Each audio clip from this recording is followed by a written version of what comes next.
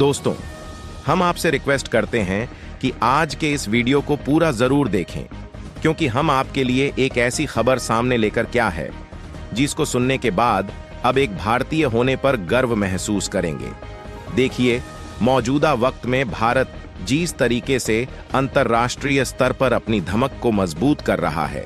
शायद ही मौजूदा वक्त में किसी देश के पास इतनी हिम्मत होगी जो इस तरीके कठोर फैसले ले सके। वरना आप खुद सोच करके देखिए कि जिस देश के ऊपर अमेरिका जैसे सुपर पावर देश ने प्रतिबंध लगा रखे हों,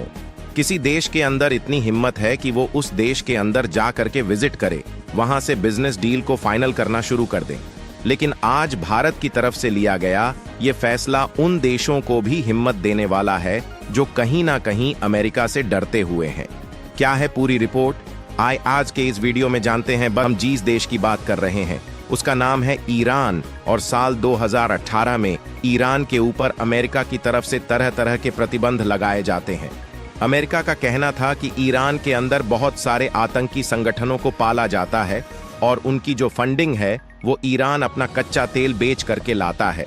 जिसके चलते अमेरिका ईरान के ऊपर तरह तरह के प्रतिबंध लगाता है ताकि ईरान अंतर्राष्ट्रीय बाजार में अपना कच्चा तेल ना बेच सके। लेकिन उस समय भारत शायद इस लेवल पर खाड़ी डीढ़ा नहीं था कि अमेरिका के इस बात को अपनी ओर से खारिज कर सके, और हम भी ये फैसला लेते हैं कि अब हम ईरान से कच्चा तेल नहीं खरीदेंगे। और अमेरिका के इस फैसले के बाद भारत को भी काफी बड़ा झटका लगता है, क्योंकि ईरान भारत का काफी बड़ा ऑयल सप्लायर कंट्री माना जाता था।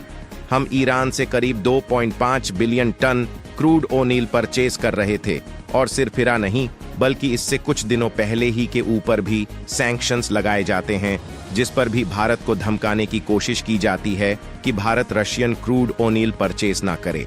लेकिन भारत भी अमेरिका के उस बात को पूरी तरीके से खारिज करते हुए क्रूड ऑयल ना सिर्फ इंपोर्ट करता है बल्कि रशिया को अपना सबसे बड़ा ऑयल पार्टनर भी बना लेता है। और अब खबर सामने निकल कर आ रही है कि भारत ईरान से भी कच्चा तेल खरीदने वाला है, वो भी एक ऐसे समय में जब अमेरिका की तरफ से प्रतिबंध लगाए गए हैं। ऑलरेडी ईरान के ऊपर आपने नोटिस किया होगा कि इस दिनों पहले ही भारत के विदेश मंत्री एस जयशंकर जी ईरान की यात्रा करके वापस लौटते हैं, और उनकी एक यात्रा इतनी ज्यादा सक्सेसफुल होगी कि ईरान उसके कुछ घंटों बाद ही दुनिया के 3 देश यानी कि पाकिस्तान, इराक और सीरिया के ऊपर हमले कर देता है। इतने बड़े हमले होने के बाद भी जब अमेरिका ने खरी खोटी सुना दी है ईरान को, इसके बावजूद भी भारत अगर ईरान से क्रूड ऑयल परचेज करने की डील कर रहा है